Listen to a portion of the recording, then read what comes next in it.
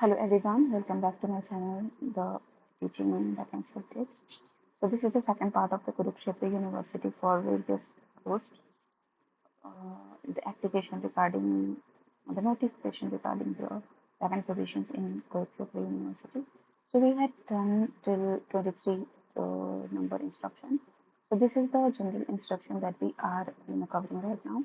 And if you see, this is a very comprehensive list of general instructions. So what I will do is I will just filter out the important ones and the common ones preferably that all candidates have to follow, and the specific one that you can see from this very notification that I will be tagging in my comment section. So let's get started. Okay. See the 26th one. Candidates who have obtained degrees or certificates required for fulfilling the eligibility conditions from any institution declared fake by the university UGC or not recognized by Haryana government or government regulatory bodies and Kurukshetra University shall not be eligible for recruitment. Okay, obviously, if the documents are fake, then you will not be considered for the post. The eligibility of every candidate will be determined on the basis of qualification acquired and communicated to the office by him or her up to the last date fixed for the submitting of online application. That we'll see in the last part of the video. No document or certificate may be accepted after the last date. This is very important and very common thing also. All the education qualifications should be from a university board and whatever. The candidate you are able to prove through documentary evidence that the result of the qualifying examination was declared on or before the last date of submission or of application uh, will also be considered to have required educational qualifications. So this is very important point. Okay, let's see. This is important one. No change in the category of any candidate is allowed after submission of application form. If you have submitted your application, final submission, if you have done on your portal, then after that you cannot change your category. And no correspondence means no address and no contact information that will be, changed after that. And the shortlisting will be made available on the dashboard of your school. No TAD will be paid for physical presence during a selection process and all. If you are in job, then you have to produce no objection certificate. Okay. Next one is see, yeah. This is the instruction that is written almost in every job notification.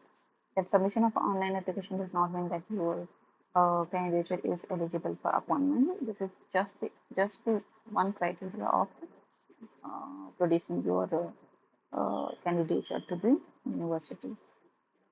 Okay. If you are shortlisted and selected, and then any of your credentials is found to be incorrect or false or fake, then you shall be liable to your candidature shall be liable to be cancelled at any stage of the recruitment. Okay? And then appropriate legal action also. So be very much careful about all these things. Any change in updation, cancellation, notice related to recruitment not valid published on the official website. So obviously you need to visit the website very often. All original documents in support of the claim should be produced for verification at the time of interview if called for. Obviously, the clearing of NET, SLET, SET shall not be required for candidate in such a discipline for which NET has not been conducted. Okay. If you are applying for a post for a subject which in which net was not applicable, net exam was not conducted, then it will not be required. Obviously, कहाँ से लाओगे? A relaxation of 5% shall be provided to the PhD degree holders who have obtained their master's degree prior to 19. Okay, so there is this specific date that they have provided that if your master's degree, if you have completed your master's degree before 19 September 1991, then a relaxation of 5% shall be given to you. Means the criteria is given as you should have 55% in your master's degree, but if you have gotten 50% and your master's degree is from mm, a date which is prior to this date, then 50% will be considered. Okay. Mm. Experience of teaching means the experience of teaching in a university, college acquired after becoming eligible as a. Okay, so the experience that is given in the eligibility criteria and all that. So it experience means the experience of teaching in a university or a college. After that, you have become eligible for assistant professor, and it does not mean the experience which is from a college or a not college, sorry, from a school or any other institution apart from university and college. Okay, so these were the things, guys, that were pertaining to general instruction. Now we will try to see the minimum eligibility qualifications. The minimum eligibility for the post of assistant professor in music. What is happening with this? Okay, so a good academic record with a PhD degree in the concerned and relevant discipline. So you have, wait a minute.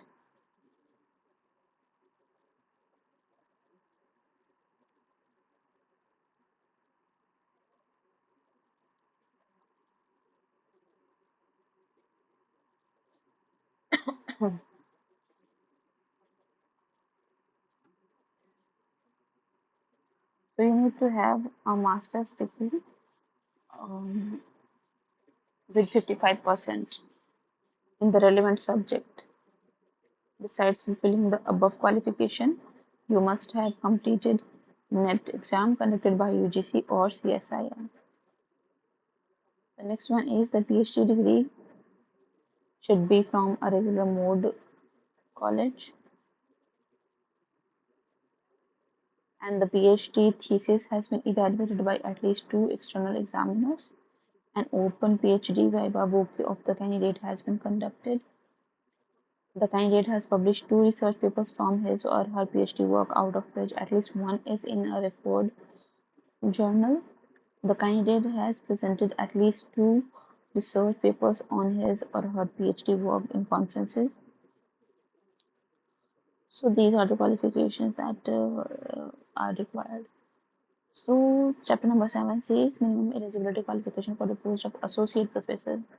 So for associate professor, there are three eligibility criteria. First one is good academic record with a PhD degree in concerned discipline. Second one is a master's degree with at least 55%. Third one is a minimum of 8 years of experience of teaching. And 8 years of experience of teaching means the teaching experience in a college or a university after you have become eligible for assistant professor. So similarly, chapter number 8 pertains to post of professor. So this is the shortlisting criteria for interview. So I'll be posting this notification in my comment section, from where you can just download it and have a look at it, because this is just a very bulky document that I cannot read it out all together. So one important thing that I have missed, let's look at that, and that is the fees, application fees. The application fee for general candidate is rupees 2000, and the second application fee for second category, which is female of unreserved category of Haryana state only. For them, the fees will be 1000 rupees, and for categories like SC, BCA, BCB, EWS category of Haryana state only, it is 500, and for third gender it is 500, and for person with benchmark disability category of Haryana state only will will be paying no charges. So one important thing is that the link is not activated yet. It will be activated on 10th of July. So this was the video